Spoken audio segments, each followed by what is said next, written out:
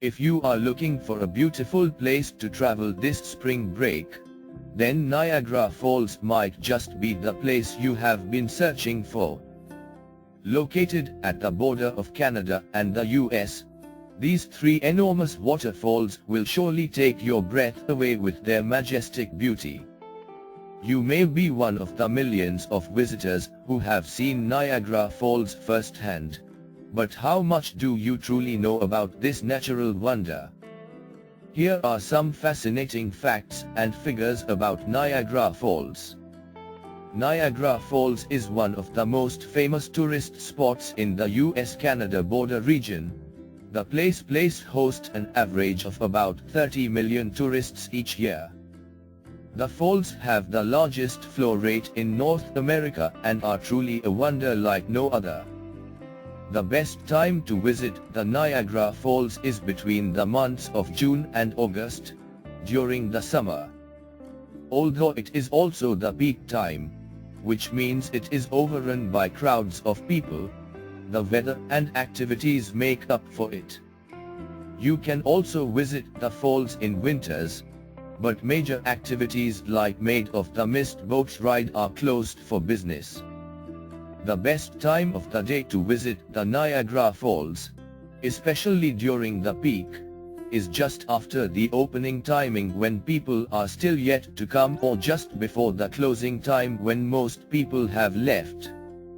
Niagara Falls is one of Canada's most accessible natural wonders, which, for many visitors, makes it more of a photo op and less of an experience. It's easy, once you find a spot in the lot across from Horseshoe Falls, to park, cross the street into the mist, and jostle for a prime view of Niagara's three waterfalls. It's also essential to take all your travel documents with you if you plan on visiting the falls located in Canada as well. In my opinion, Canada had many more activities for children and adults. Restaurants, stores and parks full of flowers were everywhere. On the other hand, although New York didn't have as many restaurants and parks, there were more activities regarding the exploration of Niagara Falls. One of them was named Maid of the Mist, which basically takes you on a boat to see the Niagara Falls up close. Even if it's warm, try to wear warm clothing since water will splash all over you once the boat is in front of the falls. As the girl who wore shorts and a tank top, trust me, you will definitely get cold if you don't. Last, but not least, don't forget to visit the falls at night.